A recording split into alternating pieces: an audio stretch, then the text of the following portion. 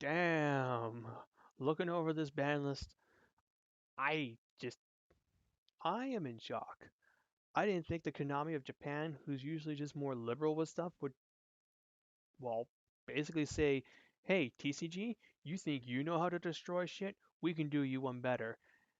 And then they proceed to just drop nukes on everything under the sun. Like, damn, meta decks got hit, rogue decks got hit, helmet decks got hit, and scumbag Steve decks got hit under this list. Like they went after everything. So players of all ilk, except for super casuals, will be, well, quote unquote salty with this list. Although I'm pretty certain meta players will not be as much, just because like, oh yeah, I'm really upset that my deck X got hit, but the other notable decks also got hit. So while my deck is done, the other decks are too. So we can. It's like it's not like the TCG where they hit Pepe but leave Monarchs and Cosmos completely untouched and able to just do their derpy shenanigans. So yeah, let's take a look at this while I have some games with Galaxy playing in the background because I figured I'd spice it up a little bit. All right, so let's get started. So Forbidden Performapal Monkey Board. I'm a bit surprised that they went ahead and banned it, but I'm going to assume that the reason they did so was that even at one, the card's still good. Like they saw our restricted list. Like there's no doubt they looked at our list and they were like, the TCG went and made all these changes, but despite that, Draco Palace is still the best deck over there. We're gonna have to go even harder than that in order to kill this deck, and so they did. And I think this is the first. No, this is like the second time last year that an anime card has been banned because there was also Shockmaster. But otherwise, it's like they don't really ban main character cards. Actually, no, this is like the first time a main character card's been banned in a very long time. I think since Glow Bulb. So it's been a fairly long time since they went ahead and killed one of the main characters' signature cards or somewhat of that.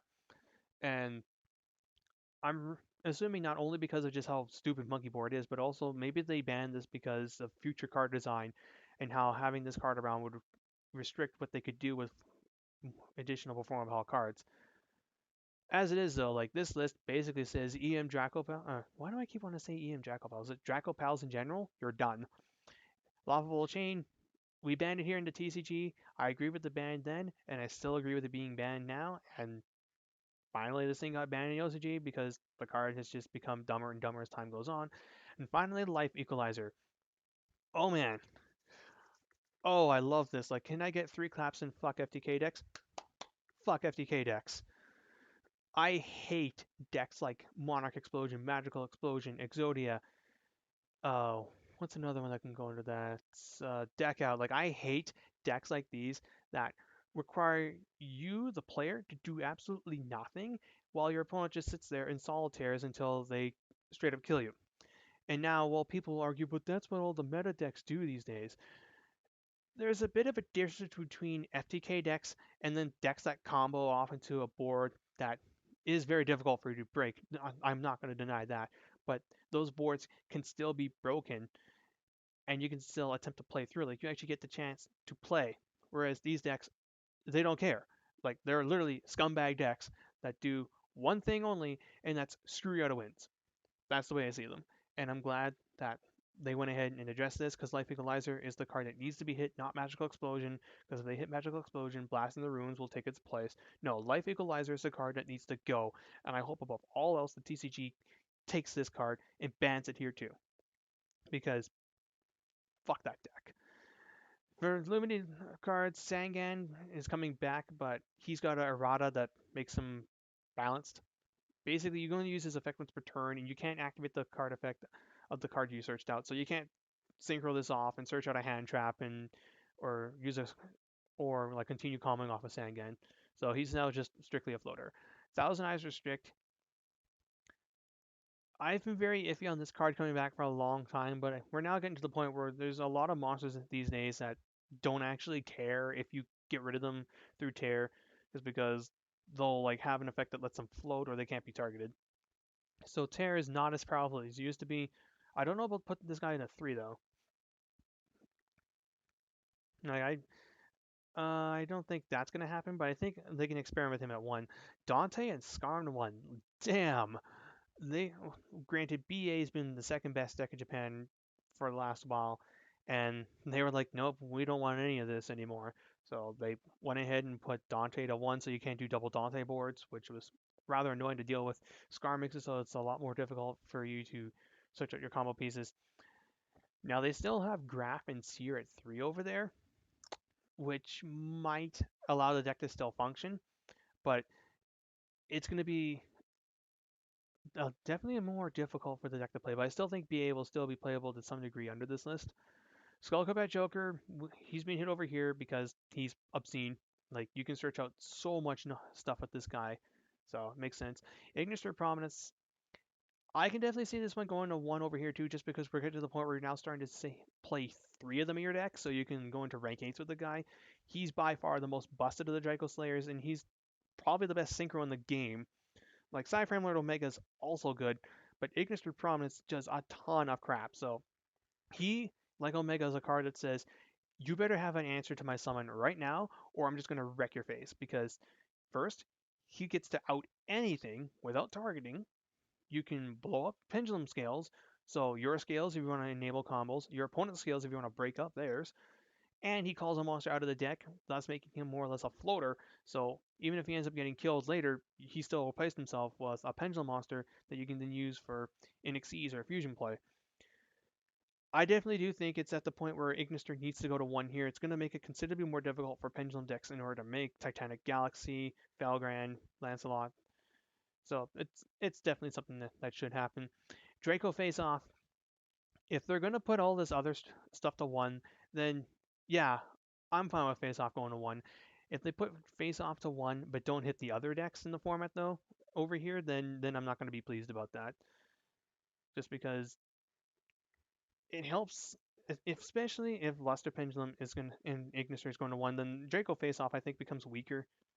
It's still an extra. It's still more copies of Luster Pendulum that allows you to set up your scales and going, but like with Ignister going to 1, the amount of like retarded plays you can do off wavering guys I think is just less. It's really hard for me to put into words what I'm trying to say, but um, but like I'm fine with Face Off getting hit on the grounds that other decks get hit as well. Because it's not fair if just one deck gets completely slaughtered and then the other 2 in the format are untouched. Mass Change second. This is a fairly solid hit as far as I know in the OCG BA decks we're maining 3 of these things just because Dante plus or not Dante like uh, Darklaw plus Beatrice was kind of annoying I think like just Darklaw in general is an obnoxious card and at least with Mass Change second going to 1, it means that you can't splash it in other things. It's really only heroes that can make it. Tour Guide's at 1. To be fair, it's at 1 here, and for deservedly so because of BA. Emergency Teleport, this one's a bit random, but I guess they feel the new psychic support they're making in the Dark Illusion might break this thing. I mean, you do get to E-Tele out a Pendulum Monster with this. And it also hits Super Quantums in a small way. I see this list, or rather E-Tele going to 1 here more and being justifiable because we have Cosmos and Quantums and other stuff, but sure, why not? Domain of the True Monarchs. Oh man, this is going to make Helmet players so mad because now they can't protect their castle and attempt to win because of their soft lock. No, now they're at a greater risk of losing if they rely on this card to carry them because, like, there's so much more I can say that would make this video borderline obnoxious and offensive, but I'm not. But I'm just going to say I hate cards like Domain of the True Monarchs where you don't have to do anything with this thing and your opponent can't play. At least with certain other floodgate cards like a Morphage Irritum, you actually have to get the damn thing out into play. And if it's outed, it's more or less gone because you can't bring it back. Whereas Domain's like, oh, if you out it, they'll just get it back because they can recycle it. So I'm glad to see that this card hit. And Pantheism is a card that just should have never been printed in the first place. I'm not going to go into it because we all know what it does. It's stupid. Pendulum Call.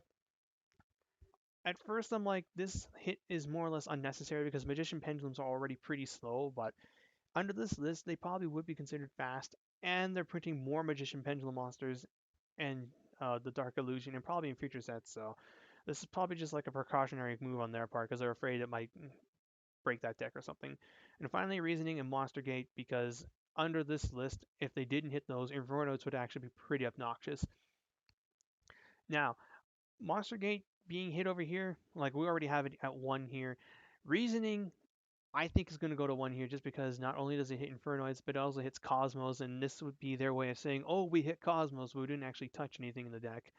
Pendulum Call, I don't think is going to get here. Pantheism, I hope that God it gets hit, and same for Domain. Like I don't think they'll hit them just because Monarchs are still pretty new, but it would be nice for them to hit those cards because Konami wants people to play Pendulums or rather to play all these fun combo decks, but Monarchs be like, no, I'm not going to let you. You can't have any fun. So here's hoping to hit that. And E-Tally, it needs to go to 1 here. Like us more than them. Semi-limited Dragon Super Rejuvenation, it can go back to 3. I don't think it's going to do anything anymore. And then for their limits, they have Glow Up Bulb that does nothing. Current Bandit, Shadows, and BA have been hit, so whatever. Malicious, whatever. Mermaid Abyss, this is relevant because I think with this, they now have the same Atlantean deck that we have over here, and ours is actually pretty damn good. So Teus at 3 will help boost their Mermaid Atlantean deck's consistency. Do they have? I think they have only one Divas too. So yeah, so they can more or less play the same Mermail deck that we can, and ours is pretty freaking strong. Mind Control. It's disappointing we're at the point where Mind Control at 3 is probably going to do nothing because the card's actually pretty stupid. It might see side deck play though. Book of Moon. Why was this as long at 1 for as long as it was? Like the moment the Pendulum format started, like this should have been put to 2 a long time ago. And I'm hoping that we at least get it to 2 here. Gold Sarcophagus, this should have been unbanned. This should have been unrestricted the moment they banned rulers. Allure of Darkness. Why do we still have Allure 1 here? I think like Allure's was at 2 there, and it only saw I think marginal play. But now that it's at 3, this actually gives some boosts to some decks. Dragon Shrine, this card should have never gotten restricted anyway. At 3, it will definitely give Felgrand, Blue Eyes, and just Dragons a boost, which they need. And Crush Card Virus is, well, it's not garbage, but it's definitely not as good as it used to be. So it can be a 3 there. So looking at this list, they went ahead and just neutered the 3 best decks, which, hey, if you're going to hit the best deck, you might as well hit the second and third best and just allow everything else to play catch up because there was just so much that couldn't be played because of everything else being so much better than it. Like right off the bat for this list, decks that come to mind that you can play would probably be along the lines of Mermails. Already talked about them. They can go second and kill you. Raid Raptors, they can go first and set up, and they also have Towers monster. So they can go first. I think they can go second on this too. They also get 3 Allure of Darkness, which I think will be quite relevant for them. Phantom Knight slash Speedroids, that was already a deck that was picking up steam over here, and I think it would do better over there, considering they have less back row to worry about, aside from Strike. I'm actually surprised they didn't hit that. So we have those guys. Oh, crap. What else? Yeah, Dragons, Felgrands, or Blue Eyes, they can actually do stuff now because they just couldn't function due to everything else being just so much better. You had like your good Monarch matchup, and that was it. So now maybe that deck can do stuff. Let's see, what else is there? What else is like occasionally topped over there? Oh yeah, oh, duh, DDDs. That deck is at full power, and it just got a third Allure of Darkness. And Wavering Eyes is now at 1, so and that deck doesn't even play it, so it's like, oh, the one thing that could like really screw them over, it's gone. So I think DDDs will probably see a considerable spike in play. They were able to top a couple times in the Draco Pals format. So who's to say that they can't do it again now when that Draco Pals as a deck is done? What else? Like, trying to think of what else can really be played here. Magispecters might be playable, might be played now just because they're like the one true helmet deck that you can play. Yeah, so there's them. Ignites are too frail. Dynamists are awful. Amorphages are awful. And this actually leads me to 2 potential conspiracy theories here that I've heard being circulated a couple times. One is one I just thought of. The other one has been going on for now. The one I think is maybe another reason why they went so hard after all these decks is they actually want Blue Eyes and Dark Magician to be playable. Blue Eyes and Dark Magician got some amazing legacy support. There's no denying that. But compared to everything else, what was the point of playing them? You would get slaughtered by the best decks. Now though, they're actually a pretty solid deck choices to run. Like Blue Eyes Felgrand, that's pretty good. The Dark Magician deck, that's gonna get better. So they put all these hits in so they can make people play these revamped old school decks because of the movie coming out. That's one reason. And like the other one is this list mimics a couple of things that the TCG does, and these are a lot of hits that I think the TCG will copy, which means that we're getting closer and closer to a point where our two lists are going to merge. I do believe that the TCG and OCG are not going to stay split forever. At some point, probably in the next year, our ban lists are going to mix back together and we're going to have one unified list and we're going to be playing under that again. I don't know what else needs to be like. Granted, there's still like some fundamental differences in what can be played. Like they have Solemn, we Judgment, and Feather Duster. We don't. We have Regeki. They don't. Like there's still a lot of work that needs to be done, but we're getting pretty close to the point where we can play under a unified list. And yeah, like I think we're probably going to see half of these ban list changes on our list over here. So that's why I've gone to the trouble of making this video because there's a lot from this list that can be applied to the TCG, and I think it will do us a lot of good. In addition to them though making some additional hits, like obviously Cosmos need to be addressed in some manner. I'm hoping that just because they are releasing the gold series that they won't be like, we can't hit like the core deck because they really do need to. They need to put Dark Destroyer to one, put Emergency Teleport and Reasoning to one along with Dark Destroyer, and I think the Cosmo deck will be cut considerably down and more bearable to deal with. And that's more or less everything I got in this video. It's a bit of a long one, but I'm hoping like the background games kept you guys entertained while I was doing this. So if nothing else, if you don't want to listen to my rambles, you could at least be like, so that's what this deck does. Anyway, so that's all I got to say in this. I hope you guys enjoyed it. Until next time, this is Blue 9, jacking out.